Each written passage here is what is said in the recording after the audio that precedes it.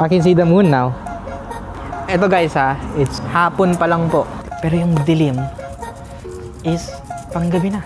Bakit nga ba sobrang big deal ng total eclipse? Parang madalas naman nating madinig ang mga balita about sa eclipse. Rare nga ba talaga ito? What is eclipse?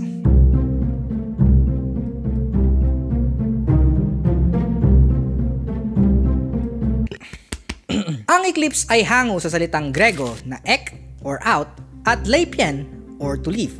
Ekleipien, fail to appear or to be eclipsed. Pero may mga nagsasabi ding ang ibig sabihin daw ng eclipse ay abandonment dahil daw sa ilang minuto ang araw ay iniiwan ng ating mundo. Ito ay marahil dahil sa mga paniniwala noon ng mga sinaunang tao kung saan ang instrumentong pang-agham ay hindi pa naiimbento.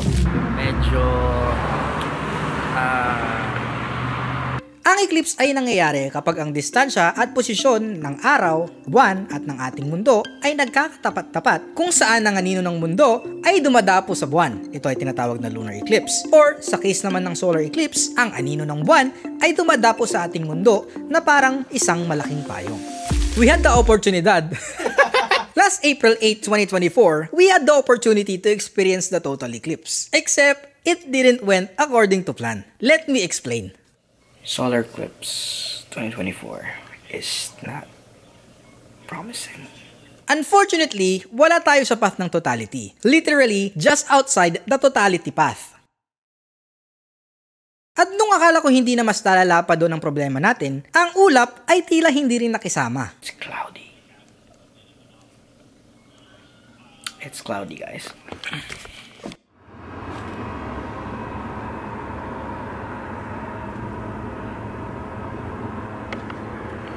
But wait, hindi pa natatapos dyan dahil pati ang pinakauna kong camera ay sumuko din sa araw na ito. This is a very old camera. It's my first DSLR. Sumuko siya ngayon sa eclipse. Oh, Gosh, ang dami nangyari. Totoo namang hindi rare ang eclipse. In fact, it occurs on average every 18 months. Pero, ang karamihan ng mga ito ay dumadapo sa lugar kung saan ito ay mahirap o imposibleng mapuntahan, kagaya ng gitna ng karagatan o minsan naman ang anino ng buwan ay hindi dumadapo sa Earth. So bakit big deal ito sa mga tao? Well, kasi inaabot ng 300 to 400 plus years bago maulit ang eclipse sa parehong eksaktong lugar. So kung saan mo man ito nasaksihan, kakailanganin mo ng 300 to 400 plus years bago mo ito makita ulit sa lugar kung saan mo ito huling nakita. Yon, may sense naman din. Medyo magulo lang, pero nag-gets nyo naman siguro yan, guys. So if you're like me, So if you're like me na mortal at walang pambiyahe para maghat ng eclipse, isang beses mo lang talaga yung may experience sa buong lifetime mo. Okay. Isa? guys, lumabas yung makakaring araw niyo.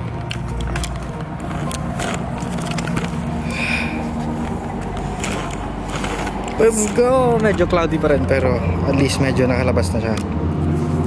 Pwede natin i-test yung camera.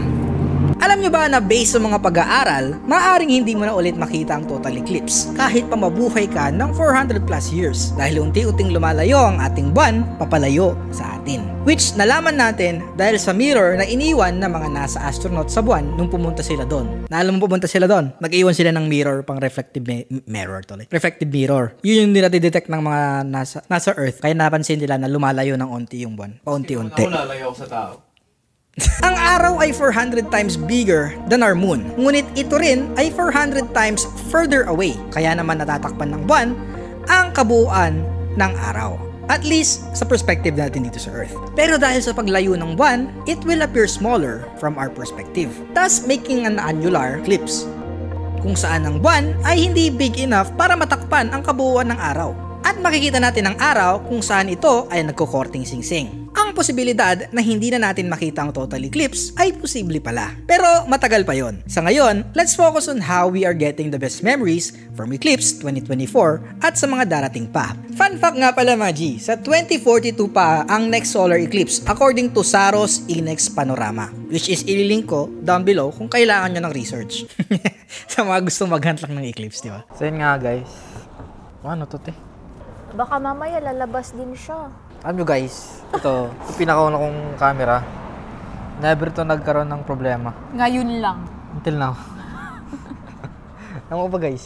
Wow. Wala mang eclipse. Meron namang Francis.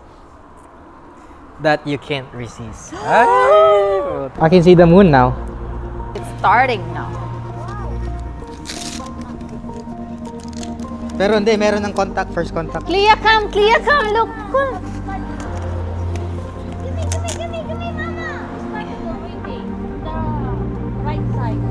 The lower bottom of the sun, it's over there. But it lower bottom, lower right bottom. Yeah, so that's the moon now.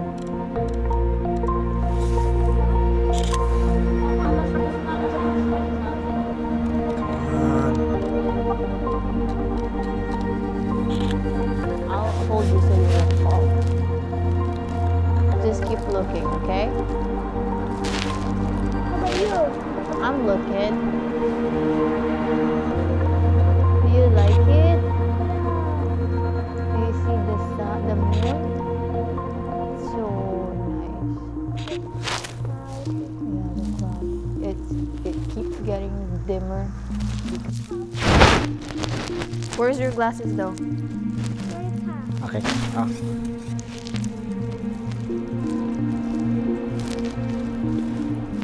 It's hiding again.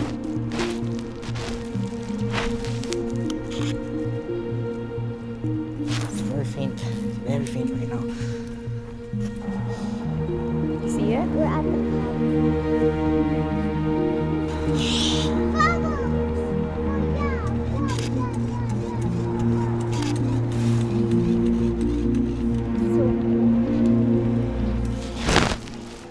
The glasses are hot. Getting hotter.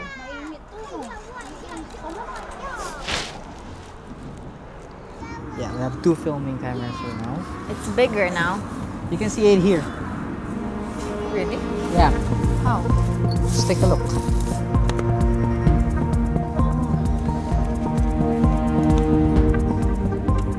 Nice. It's bigger now.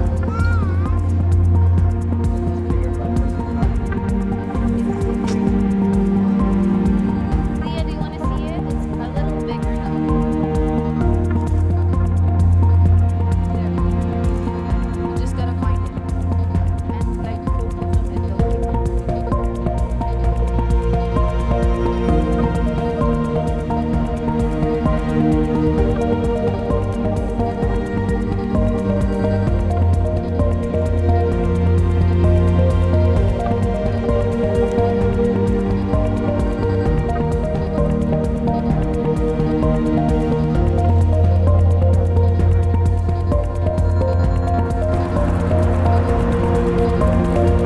Wow. Yan, ano? Yung nasa utak ko kasi night shift nga eh. Ang nasa utak ko ngayon parang, uy, papasok ka na ulit, matulog ka muna. Hindi kasi masyado mabigyan ng justice guys, pero sobrang madilim na talaga, legit. Para kung nag-aalala kasi wala pa akong tulog, ganun. Oo. Tapos papasok na ulit. Eh, ayoko pa naman yung pumapasok na walang tulog. Iba yung pagka dilim. Oo, nang parang ano lang. Kasi nasa isip natin guys, pag dumilim, parang maulan, ganon. Hindi siya ganon eh. Ito guys it's hapon pa lang po. Yan o. Pero yung dilim is panggabi na. Mapapansin nyo yung mga ilaw, street lights, nag-on. Ayan. First time ko ma-experience tayo. Kakaiba yung feeling guys. Sweet. Guys, legit na to. Hindi ko binago yung setting para mapansin nyo yung different. It's literal, lang to guys, flashlight lang ng phone. Wow. Ganun kadilim. Dude, parang gusto ko na matulog. Yung mga ibon guys. They're acting weird. Yung ibon natin. Yung ibon guys, Ang dilim na. Ayan. Sobrang kakaiba kasi sa ibon yung nangyayari dahil doon sila nagsusurvive kung paano nila gagawin yung full day and yung entire day nila. Medyo lumiliwanag na ulit. Pick up everything later, okay? Medyo lumiliwanag na ulit. Yeah. That is so weird. It looks like early in the morning, guys. 6 a.m.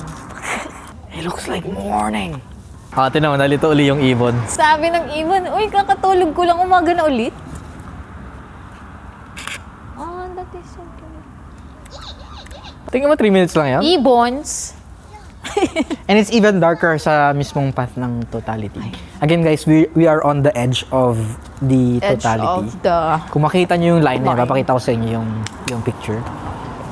We're just outside of the line, but still we get to experience that almost entire thing. I really wish I had the chance to see it, but at least we experienced yung Uy, pagdilim. oo. So weird. Ang ganda. Nakaka-overwhelm. Feels like morning, dude. Nakaka-happy naman. Wow.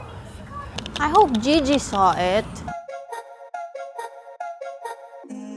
Bago matapos ang video na ito ang ilan sa mga natutunan ko sa experience ko sa eclipse. Ang daming ko. Tinitigan ko. Una, nakakahanga talaga ang buong universe at paano ito gumagana.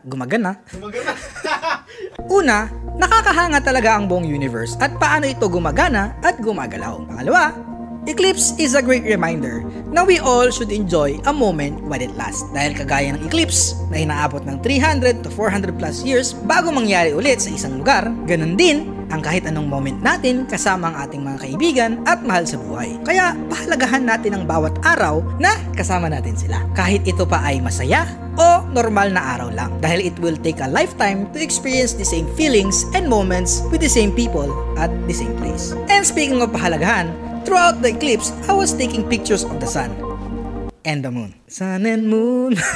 And I did this to kind of preserve the moment. And to further preserve it, I printed out the photos with Poster Jack.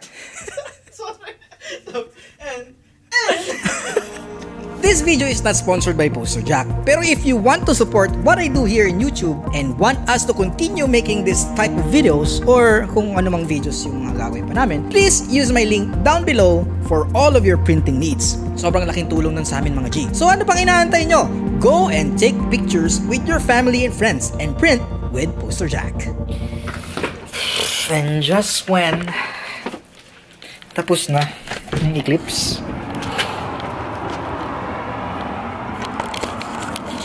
clear freaking sky. Well, isn't that nice? Isn't that nice? Maraming salamat mga G! Bago matapos ang video, gusto kong magpasalamat kay Genesis na tumulong para sa video na to. Syempre kay Ate Aris sa pagtulong din sa pag-video doon sa Eclipse Day. And sa lahat ng sumusuporta ng YouTube channel. Abangan nyo guys, marami pa kaming plano mga videos na i-release. Wala na kaming schedules for your releasing, pero we're gonna be released as soon as possible and as many as we can possibly can. So hanggang sa muli, mga G! See you on the next video. Sheesh!